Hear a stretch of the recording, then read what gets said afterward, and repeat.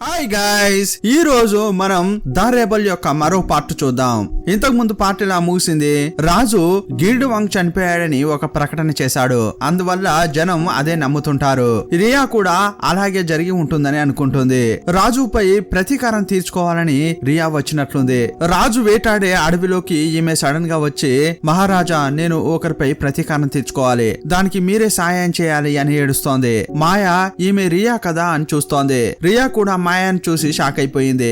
ఆ తర్వాత ఆమెను అంతఃపురానికి తీసుకెళ్లి మాట్లాడుతోంది. పక్కనున్న హెడ్ లేడీ ఏమంటుందంటే, ఏంటి రియా, నువ్వు ఈ డ్రెస్ వేసుకున్నావు, నీ భర్త చనిపోయాడా అని అడుగుతోంది.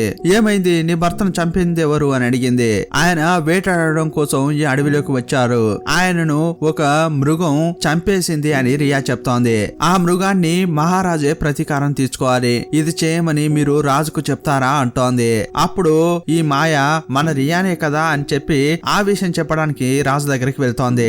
ఇక్కడ రాజు రియా యొక్క డ్రాయింగ్ గీస్తున్నాడు. రియాను చూడగానే అతనికి బాగా నచ్చింది. మాయ కూడా ఆ డ్రాయింగ్ చూసి, ఏంటి రాజా, ఈమె రియా కదా అంటోంది. అవును, ఆ అమ్మాయి చూడడానికి చాలా అందంగా ఉంది కదా, మేకప్ లేదు, ఇంకా ఏమీ వేసుకోలేదు, ఏడ్చుకుంటూ మాట్లాడేటప్పుడు కూడా అంత అందంగా ఉంది అంటుంటాడు. ఇప్పుడు మాయ ముఖమే మారిపోయింది. రాజు ఏమైంది అంటున్నాడు.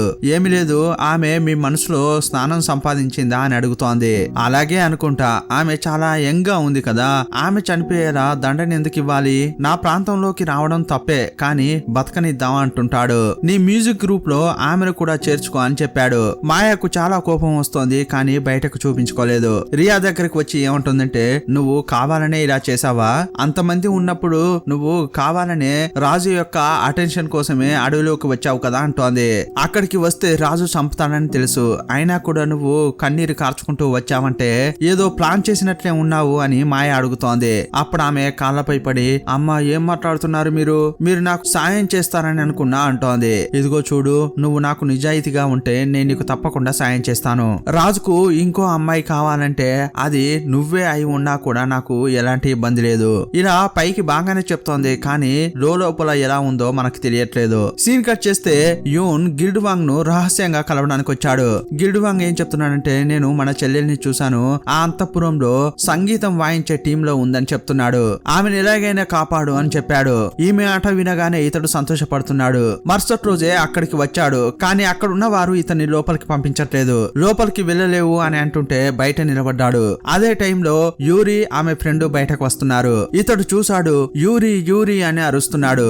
ఇద్దరు తిరిగి చూశారు, అందులో యూరెవరో ఇతనికి తెలియట్లేదు.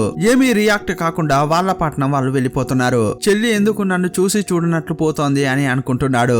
గిల్డ్ వాంగ్ దగ్గరికి వచ్చి ఈ విషయం గురించి అడుగుతుంటే, అదే నాకు కూడా అర్థం కావట్లేదు, ఆ రోజు నేను కూడా ఆమెను కనిపెట్టలేకపోయాను, ఇప్పుడు ఏదో జరిగినట్లే ఉంది, ఎలాగైనా చేసి సేఫ్ గా ఆమెను అంతఃపురం నుంచి తీసుకురావాలి అని గిల్డ్ వాంగ్ అంటున్నాడు. సీన్ కట్ చేస్తే అంతఃపురంలో మాయ యూరి ఆమె ఫ్రెండ్ దగ్గరికి వచ్చి, రియాను మీరు బాగా చూసుకోండి, ఆమె కొత్తగా వచ్చింది కదా అని చెప్తోంది. ఇప్పుడు ఆమెను వాళ్ళు బయటకు తీసుకెళ్లారు. ఈ డ్యాన్స్ చేసే వాళ్ళలో 3 విభాగాలు ఉంటాయి. అందులో మొదటి క్లాస్ లో ఉండే వాళ్ళు రాజుకు దగ్గరగా ఉంటారు. రెండో క్లాస్ లో ఉన్న వాళ్ళు రాజును చూడగలరు, అంతే. ఇక 3వ క్లాస్ లో ఉన్న వాళ్లకు ఎలాంటి సౌకర్యాలు ఉండవు. వాటి గురించి ఈమెకు ఎక్స్ప్లెయిన్ చేస్తున్నారు. సీన్ కట్ చేస్తే రాజు చాలా మంది సాధారణ జనాన్ని పట్టుకుని జైల్లో వేశాడు. అతని దగ్గర పనిచేసే ఉన్నతాధికారులకు కూడా క్రూరమైన దండనను విధిస్తుంటాడు. చాలా మందిని దేశ బహిష్కరణ చేయడం వల్ల రాజుకు వ్యతిరేకంగా చాలా మంది పనిచేస్తున్నారు. అంతేకాదు, జనానికి గిల్డ్ వాంగ్ చనిపోయినట్లు రాజు చెప్పాడు, కానీ అతడు ప్రాణాలతో ఉన్నాడని రాజుకు తెలుసు కదా. అతడు నిద్రపోయినప్పుడల్లా గిల్డ్ వాంగ్ కలలో వస్తున్నాడు. గిల్డ్ వాంగ్ అని ఇతడు పిచ్చి పట్టినట్లు అరుస్తున్నాడు. ఇంకోవైపు గిల్డ్ వాంగ్ అతని మనుషులు రాజును ఎలా తీసుకురావాలి, ఎలా కిడ్నాప్ చేయాలని మాట్లాడుకుంటున్నారు. అతనికి హెల్ప్ చేయడానికి చాలా మంది జనం వచ్చారు. అప్పుడు లేడీస్, మేం కూడా హెల్ప్ చేస్తాం, మేము ఫైటింగ్ చేయలేం, కానీ మీరు ఏం చేయమంటే అది చేస్తామని చెప్తున్నారు. అప్పుడు చాలా మంది మగవాళ్ళు ఏమంటున్నారంటే, మాకు ఫైట్ చేయడం నేర్పిస్తే మేం కూడా ఫైట్ చేస్తాం అంటున్నారు. జైల్లో ఉన్న వాళ్ళందరినీ బయటకు తీసుకురావాలి. చాలా మంది యువకుల్ని జైల్లో వేశారు, వాళ్ళ తల్లిదండ్రులు చాలా బాధపడుతున్నారు అని చెప్తున్నారు. గిల్డ్ వాంగ్ చాలా సంతోషపడుతూ రాజుకు వ్యతిరేకంగా ఒక సైన్యాన్ని సిద్ధం చేస్తున్నాడు. ఇంకోవైపు అంతఃపురంలో రాజు యొక్క అట్టహాసం తట్టుకోలేకపోతున్నారు. అప్పుడు అక్కడున్న మంత్రులు రాజుకు వ్యతిరేకంగా పనిచేయడం ప్రారంభించారు. ఇప్పుడు రాజు చాలా క్రూరంగా మారుతున్నాడు. రాజు చెప్తే ఇంకా మాట్లాడట్లేదు. అతడు ఏం ఏం చెప్తే దానికి సరేనా అంటున్నారు. ఇంకోవైపు గిల్డ్ వాంగ్ చాలా సైన్యాన్ని సిద్ధం చేస్తున్నాడు. ఎలా ఫైట్ చేయాలి, ఎలా బాణాలు వేయాలి అని అంతా నేర్పిస్తున్నారు. నెక్స్ట్ యూన్ను చూపించారు. అతడు యూరి ఉన్న చోటుకు ప్రతిరోజు వెళ్తున్నాడు, కానీ ఆమెతో మాట్లాడలేకపోతున్నాడు. దూరం నుంచి చూస్తే చాలన్నట్లు ప్రతిరోజు వచ్చి చూస్తున్నాడు. సీన్ కట్ చేస్తే సుగా తన గురువు దగ్గరకు వచ్చాడు. నాకు పార్క్ పై సందేహంగా ఉంది, ఎందుకంటే గిల్డ్ వాంగ్ జైల్లో ఉన్నప్పుడు అక్కడ ఉన్న కాపలాదారుడికి అతడు కొంత డబ్బిచ్చాడు. అతన్ని ప్రాణాలతో ఉంచాలని అది రాజు యొక్క ఆజ్ఞ అని చెప్పాడు. అందువల్ల అతన్ని నమ్మలేకపోతున్నా అని అంటుంటే ఆ గురువు తప్పకుండా అది రాజు యొక్క ఆజ్ఞ అయి ఉంటుంది అని అంటుంటాడు. ఎందుకంటే రాజు యూన్ను నమ్ముతున్నాడు, అందువల్లే అలా చెప్పి ఉంటాడేమో అని గురువు చెప్పాడు. ఇదంతా చెప్తుంటే ఇతడు నాకు సందేహంగా ఉంది, నిజంగా గిల్డ్ వాంగ్ చనిపోయాడా లేదా, ఎందుకంటే రాజు అబద్ధం చెప్తున్నట్లు అనిపిస్తోంది. ఒకవేళ అతడు జనం ముందే రాజు అతని తల తీసి ఉండవచ్చు, కానీ అలా ఏమీ చేయలేదు, అతని డెడ్ బాడీని కూడా మనకు చూపించలేదు. ఇలా అతడు చెప్తుంటే గురువుకు కూడా కొంచెం సందేహం కలిగింది. దీని గురించి మాట్లాడడానికి రాజు దగ్గరికే వెళ్ళాడు, కానీ డైరెక్ట్ గా రాజును అడగలేడు కదా. ఇప్పుడు క్యాజువల్ గా ఏమంటున్నాడంటే, మహారాజా గిల్డ్ వాంగ్ ను జనం ముందు ఉరి తీసి ఉంటే ఇంకొంచెం మీకు గౌరవం వచ్చి ఉండేది, అందరూ మిమ్మల్ని చూసి భయపడేవారు అని అంటుంటే అతన్ని మళ్ళీ చూడాలని నేను ఇష్టపడలేదు, అందువల్లే అతన్ని ఎవరికీ చూపించలేదు అని రాజు చెప్పినా కూడా ఇతడు నమ్మట్లేదు. అతని ముఖంలో కొంచెం భయాన్ని చూసిన ఈ గురువు ఈ రాజు ఏదో దాస్తున్నాడని అనుకున్నాడు. ఇంకోవైపు ఈ రాకుమారుడు చింగ్ సుగా వాళ్ళ అమ్మ కలిసి ఏదో ప్లాన్ వేస్తున్నారు. ఇదిగో చూడు, నువ్వు ఆ గురువును వదిలేయి, నువ్వు నేను కలిసి ఏదైనా ప్లాన్ చేద్దాం అంటున్నాడు. కానీ సుగా వాళ్ళ అమ్మ కొంచెం వెనకడుగు వేస్తోంది. లేదు, అతడే నాకు చాలా విషయాల్లో హెల్ప్ చేశాడు, అతనికి మనం అనుకున్న దానికంటే కూడా పెద్ద పెద్ద వారి ఇన్ఫ్లుయెన్స్ ఉంది, అతనికి వ్యతిరేకంగా మనం ఎలా పనిచేస్తాం అని అంటుంటే నేను చెప్పేది విను అని చింగ్ అంటుంటాడు. సరే ఆలోచించి చెప్తా అని వెళ్ళిపోయింది. తర్వాత మోరిని పిలిచాడు. నువ్వు రాజు చెప్పినట్టు నడుచుకుంటున్నావా అని మోరేని అడుగుతున్నాడు. మోరేకి గిల్డ్ వాంగ్ ప్రాణాలతో ఉన్నాడన్న విషయం తెలుసు కదా, అది చెప్దామని అనుకుంటున్నాడు, కానీ అతడు ప్రాణాలతోనే ఉన్నాడన్న విషయం చెప్పడం ఆపేశాడు. మాయను చూపించారు. ఆమె రియాతో మాట్లాడుతోంది. నువ్వు మొత్తం మనిషివే మారిపోయావు, ఏంటి ఇలా ఉన్నావు, ఇంతకు ముందు చాలా హుషారుగా ఉండేదానివి, కానీ ఇప్పుడు చాలా సైలెంట్ గా ఉంటున్నావేంటి అని అడుగుతోంది. కాలమే నన్ను మార్చింది అని రియా చెప్తోంది. అది కూడా కరెక్టే, ఒకప్పుడు మనం ఎంత సంతోషంగా ఉన్నాం, నువ్వు నేను ఆ తర్వాత వాడు అని అంటోంది. ఇలా అంటుంటే ఫేస్ ఏ మారిపోయింది. ఆ గిల్డ్ వాంగ్ అని అనగానే అప్పుడు రియా, మీరు అతన్ని వదిలేసి వెళ్ళిపోయిన తర్వాత అలా ఎందుకు చేశానా అని ఇప్పుడు మీరు బాధపడుతున్నారా అని రియా అడుగుతోంది. లేదు, అతన్ని వదిలేయడమే కరెక్ట్ అని అనిపిస్తోంది. అది తలుచుకుంటూ నేను సంతోషమే పడుతున్నా, ఎందుకంటే అతన్ని గాని పెళ్లి చేసుకుంటే అతని వైఫ్ గా ఉంటే నేను ఎంత కష్టపడేదాన్నో. ఇలా ఆమె మాట్లాడుతుంటే రియాకు చాలా బాధగా అనిపిస్తోంది. కానీ అదంతా బయటకు చూపించుకోకుండా వదిలేయండి అమ్మా, ఇప్పుడు మీకు రాజు ఉన్నాడు కదా, అతడు మిమ్మల్ని ప్రేమిస్తున్నాడు కదా అంటోంది. ఏంటి రాజా, అతనికి ప్రేమ అంటే ఏంటో తెలియనే తెలియదు అంటోంది. సీన్ కట్ చేస్తే రాజు ముందు ఇప్పుడు పర్ఫార్మెన్స్ స్టార్ట్ అయింది. ఇప్పుడు ఈ డాన్స్ ట్రిప్ లో ఉన్న వాళ్ళంతా ఇక్కడికి వచ్చి డాన్స్ చేస్తున్నారు. ఇప్పుడు యూరి వచ్చి డాన్స్ చేస్తోంది. ఆమె పేరు ఇప్పుడు సంగ్మా. ఆమె డాన్స్ ఇతనికి బాగా నచ్చింది, ఆమెను ఫస్ట్ క్లాస్ లో వేశారు. ఆ తర్వాత సంగ్మా ఫ్రెండ్ వచ్చింది, ఆమె పేరు ఓక్రాన్, ఆమె కూడా బాగానే చేసింది, ఆమెను కూడా అప్రిషియేట్ చేశాడు. వీరిద్దరు పర్ఫార్మెన్స్ అయిపోయిన తర్వాత మాయ రాజును అడుగుతోంది, మీరు ఎవరైనా ఇంకా డాన్స్ చేయాలని అనుకుంటున్నారా అని అడుగుతోంది. అప్పుడు అతడు స్కాన్ చేస్తున్నాడు. ఇతనికి రియా బాగా నచ్చుతుంది కదా, ఆమెను ఆడమని చెప్పగానే రియా ముందుకు వచ్చింది. ఆమెకు డాన్స్ పాట పెద్దగా తెలియదు కదా. అప్పుడు ఆమె రాజు ముందుకు వచ్చి, మహారాజా నాకు ఇవేవి తెలియవు, కానీ కథ చెప్పడం బాగా వచ్చు, మీరు ఎప్పుడైతే కథ వినాలని అనుకుంటారో అప్పుడు పిలవండి, వచ్చి చెప్తా అంటుంది. అవును, కొన్ని రోజులుగా నాకు నిద్ర పట్టడమే లేదు, ఈ రోజు రాత్రే ఈమెను కథ చెప్పడానికి పంపించండి అని చెప్పాడు.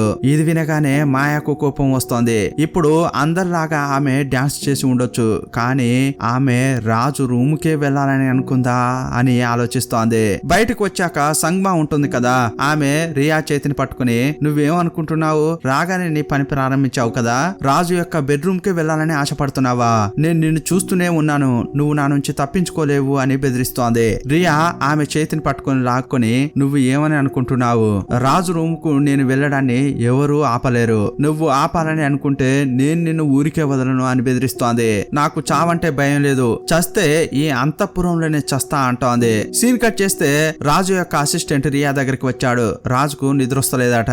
నిన్ను తీసుకురమ్మన్నారు అని పిలుస్తుంటాడు. నేను నీకు జ్ఞాపకం ఉన్నానా అని రియాని అడిగాడు. ఆల్రెడీ స్టార్టింగ్ సీన్ లో వీళ్ళు కలుసుకున్నారు కదా, అప్పుడు రియాకు గుర్తుకొచ్చింది. అవును గుర్తున్నారు అని అంటుంది. సరే నువ్వు రాజుని ఎలాగూ చేసి నిద్రపుచ్చు, అతని మనసు గెలుచుకుంటే చాలు అంటుంటాడు. మాయకు ఇలాగే ఒక ఛాన్స్ దొరికింది, ఆమె దాన్ని అందిపుచ్చుకుంది. ఈసారి ఆ అవకాశాన్ని నువ్వు సద్వినియోగం చేసుకో అంటాడు. ఇప్పుడు రియా రాజు దగ్గరికి వెళ్లి కథ చెప్పడం ప్రారంభించింది. అతడు ఆమెను తీక్షణంగా చూస్తున్నాడు. ఆమె చాలా చిన్నగా కథ చెప్తోంది. కొంచెం సేపట్లోనే అతడు నిద్రపోయాడు. ఇప్పుడు ఉదయం నిద్ర లేచిన తర్వాత అరే కథ ఏం జరిగింది, నేను అప్పుడే పడుకున్నానా అని అంటుంటాడు. అవును రాజా మీరు పడుకున్నారు అని అసిస్టెంట్ చెప్తుంటే ఏంటి ఆమె కథ విని నేను పడుకున్నానా, ఆ లెవెల్లో ఆ కథ బోరింగ్ గా ఉందా అని నవ్వుకుంటున్నాడు. ఎందుకంటే ఆమె చెప్పే కథలు వింటే ఎవరైనా నిద్రపోతారు. ఆల్రెడీ గిడ్వాంగ్ అతని ముఠా సభ్యులు ఏం చెప్పేవారంటే దయచేసి నువ్వు మాత్రం కథకు చెప్పకమ్మా అని అనేవారు.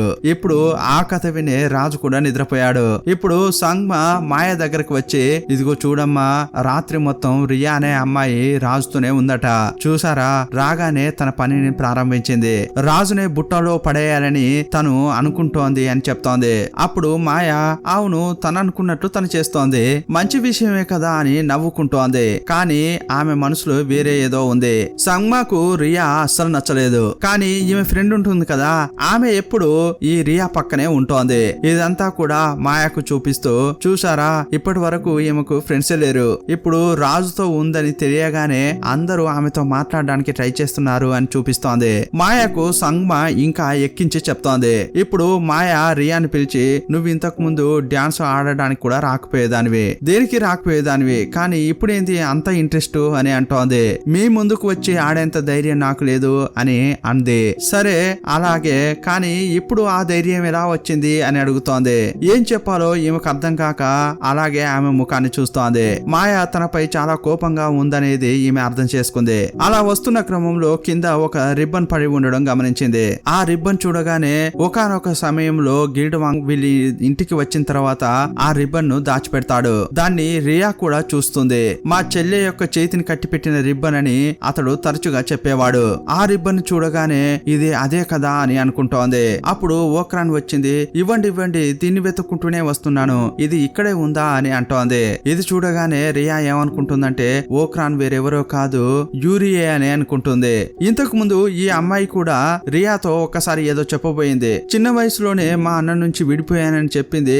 ఆ తర్వాత ఏదో చెప్పడానికి ట్రై చేస్తున్న క్రమంలో ఎవరో వచ్చి తీసుకెళ్లారు. అదంతా లింక్ చేసుకుని అయితే ఈమెనే యూరి అయి ఉంటుందని కన్ఫర్మ్ చేసుకుంది. ఇప్పుడు ఓక్రాన్ అనే అమ్మాయిని చాలా కేరింగ్ గా చూసుకుంటోంది.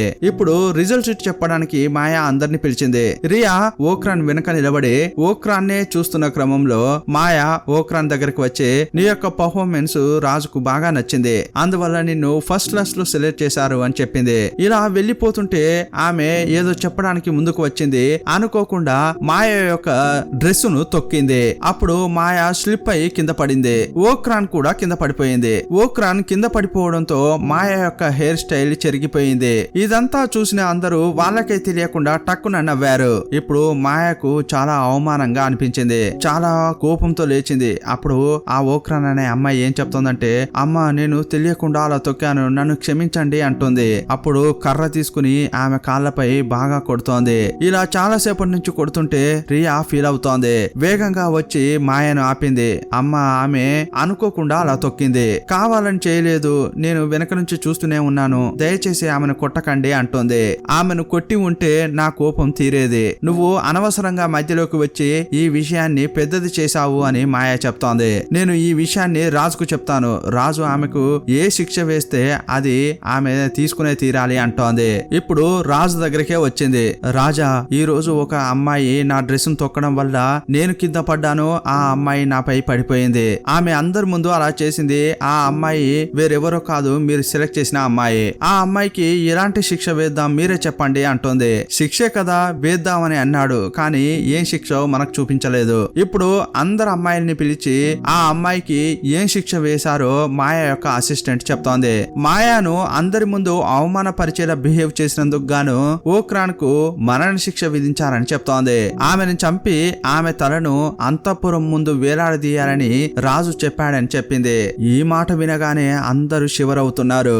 మాయ ఎందుకు ఇలా క్రూరంగా మారింది అని రియా ఆలోచిస్తోంది. కానీ మాయ ఏమనుకుంటుందంటే ఇకపై నన్ను మీరు ఏమీ చేయలేరు, నా కిందే మీరంతా అని నిరూపించడానికి ఆమె ఇలా క్రూరంగా ఉంది. ఇది విన్న తర్వాత రియా యొక్క మనసులో లేదు. ఇప్పుడు మాయ దగ్గరికి వెళ్లి కాళ్ళపై పడింది. క్షమించండమ్మా, డ్రెస్ తొక్కినందుకు మరణ శిక్ష అని ప్రాధేయపడుతోంది. ఈ శిక్ష క్యాన్సిల్ చేయాలి అని అంటుంటే నీకేంటి సమస్య, ఆ అమ్మాయికి నీకు సంబంధం ఏంటి అని మాయ అడుగుతోంది. నువ్వెందుకు ఇలా అంటున్నావు, ఒకవేళ నీకే ఉద్దేశమైనా ఉంటే నన్ను మీరి నువ్వు ఆమెను కాపాడొచ్చు అంటుంది. సీన్ కట్ చేస్తే ఓక్రాన్ చూడ్డానికి రియా వెళ్ళింది. ఓక్రాన్ రియాన్ చూడగానే అక్క మీరెలా లోపలికి వచ్చారు, రావద్దు వెళ్ళండి అని అంటుంటే బయట నిలబడిన వాళ్లకు నేను ఒక నగ ఇచ్చాను, అందుకే నన్ను లోపలికి పంపించారు, ఇదిగో తిను అని భోజనం ఇస్తోంది. ఓక్రాన్ కు ఏమీ అర్థం కావడం లేదు, మీరేంటి నాపై ఇంత ఇంట్రెస్ట్ చూపిస్తున్నారు అని అనుకుంటోంది. అప్పుడు రియా ఆమెను చూస్తూ నువ్వు నాకు చెల్లెలు లాంటి దానివి, చనిపోయిన నా భర్తకు ఒక చెల్లెలు ఉండేది, ఆమె నీలాగే ఉండేది, నీ చేతిలో ఒక రిబ్బన్ ఉంది కదా, అలాంటి రిబ్బనే మా భర్త యొక్క చెల్లెలకు ఉండేది అని చెప్పింది. ఏంటి ఆ రిబ్బనా, అది నా రిబ్బన్ కాదే, అది సంగ్మా యొక్క రిబ్బన్ అని ఈ అమ్మాయి చెప్పింది. అది ఎప్పుడు ఆమె చేతిలోనే పట్టుకుని ఉంటుంది, అది ఎక్కడ పడిపోకూడదని అప్పుడప్పుడు నేను కూడా పట్టుకుంటా అని ఈమె చెప్పింది.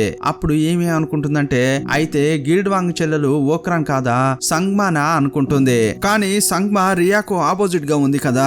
అంతేకాదు ఈ సంగ్మా గురువు పంపించిన మనిషిలాగా ఉంది. ఇప్పుడు గురువును చూడ్డానికి ఆమె వచ్చింది. ఈ గురువు ఏదో పెద్ద ప్లానే చేసినట్లున్నాడు, అందువల్లే చాలా చోట్లకు ఇతని మనుషులను పంపించాడు. ఈమెను ఎందుకు పంపించాడంటే మాయాను వాచ్ చేయడానికి. ఇప్పుడు వచ్చి ఏం చెప్తుందంటే నాకు తెలిసి గిల్డ్వాంగ్ ప్రాణాలతో ఉండే ఛాన్స్ ఉంది, ఎందుకంటే గిల్డ్వాంగ్ చనిపోయాడని నేను మాయాకు చెప్పినప్పుడు మాయా ఫేస్ లో పెద్దగా ఎలాంటి రియాక్షన్ లేదు, తప్పకుండా అతడు బతికే ఉంటాడు అని చెప్తోంది. సీన్ కట్ చేస్తే రాజు అంతఃపురంలో పెద్ద ఉత్సవం ఏర్పాటు చేశాడు. ఈ కార్యక్రమానికి ఊర్ల నుంచి కవులు, కళాకారులు, చేతి వృత్తుల వారు వచ్చారు.